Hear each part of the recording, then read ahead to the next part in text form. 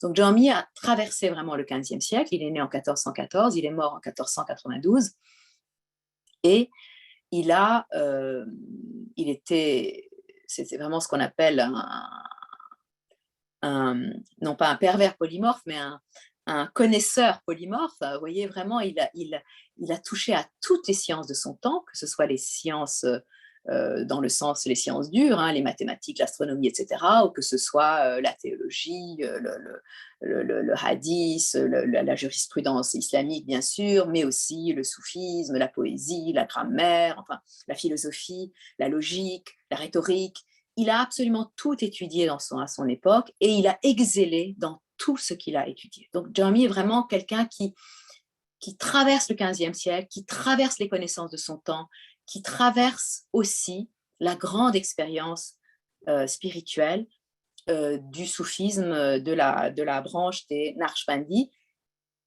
Et tout cela qu'il le traverse, il l'assimile et il en fait une œuvre. Vraiment, c'est comme une abeille qui butine sur toutes les fleurs qui sont à sa disposition et qui vient ensuite faire son miel de tout ce qu'il a acquis par ailleurs, de tout ce pollen qu'il est allé butiner partout. Et en même temps que c'est le dernier classique, dit-on, hein, de la littérature persane, en même temps, et ça lui a été assez peu reconnu, je trouve que c'est assez dommage, et j'ai vraiment essayé de rendre compte de ça, aussi de rendre justice à Jami pour cela, c'est que en même temps qu'il recycle, bien sûr, qu'il redit des choses qui ont été dites, qu'il reprend toutes ces connaissances qu'il a, il donne toujours un regard un peu très personnel, original. Il est toujours pas tout à fait dans la droite ligne. Il s'inspire, mais il s'inspire à sa façon. Il donne sa patte, sa vision, sa coloration particulière à toute cette, à toute cette matière, finalement, à la fois poétique et spirituelle dont il dispose. Et ce sera d'ailleurs la même chose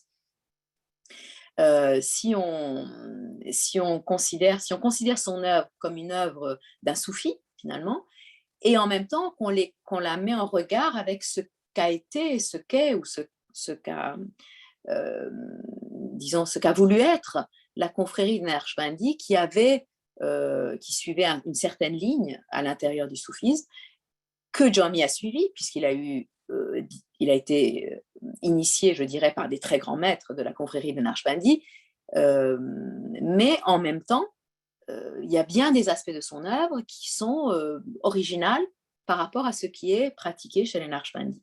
Alors, à la fois de son œuvre et de sa vie, hein, parce que, par exemple, ne serait-ce que la pratique, par exemple, du zikr à voix haute.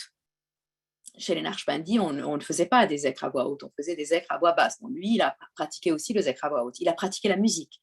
Il a écrit des livres sur la musique. Il a écrit sur la manière dont la musique peut être une source d'initiation.